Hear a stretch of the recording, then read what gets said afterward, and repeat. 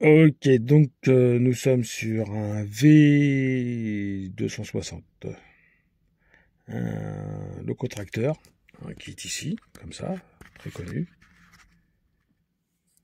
Voilà, comme ceci. Donc installation d'un DZ, d'un DC05, un $. Voilà, on est en sachet. Voilà. Alors, pour refaire la même chose, ici, là, couper les supports. En fait, c'est les supports des balais qui continuent un peu plus loin. Donc, faut les couper. Du coup,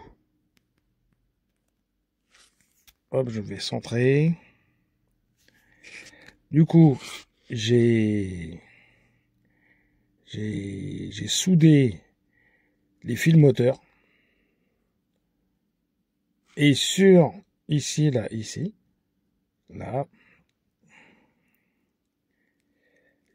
ça, c'est les prises de courant de chaque côté. Souder les fils prise de courant, donc l'oreille droite, l'oreille gauche. Faut faire attention surtout parce que ici,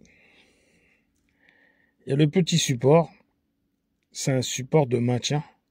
Normalement, le balai, il va se ficher dans la prise de courant. Donc, si elle y est toujours, il y a il y a une feuille. J'ai mis une petite feuille de la Chryso là. Voilà, anti-statique tout ça. Avec, j'ai mis de la cristal clear. Voilà, de chaque côté de la feuille. Comme ça, pour bien isoler les prises de courant des balais. Comme ça, les prises de courant, le courant arrive dans les fils et monte dans le décodeur qui lui va retransmettre au moteur. Et ici au milieu, j'ai isolé aussi avec la cristal clear les prises les soudures. Voilà. Et bien sûr, naturellement, il faut bien fraiser l'emplacement du décodeur. Mais surtout, faire très attention sur les côtés.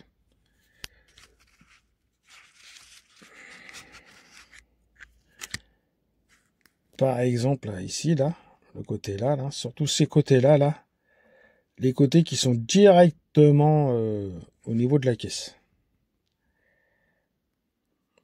Voilà. Parce que si on déborde, que se passe-t-il? Eh ben, on arrive sur la décoration, là, sur l'extérieur de la caisse, et là, ça fait des trous. Voilà. Bon, maintenant, alors le décodeur, il faut le mettre à plat. Voilà, c'est pour ça qu'il est à plat. Parce qu'à plat, il va rentrer en hauteur, naturellement. Il ne rentrera pas, quoi qu'il arrive.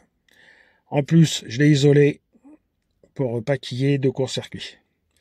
Pareil, avec le Chrysocal, le Scal, là, Cal, ou je sais pas, le Chryso, là, le papier antistatique. J'ai mis à l'intérieur du double face, comme ça. Il est maintenu.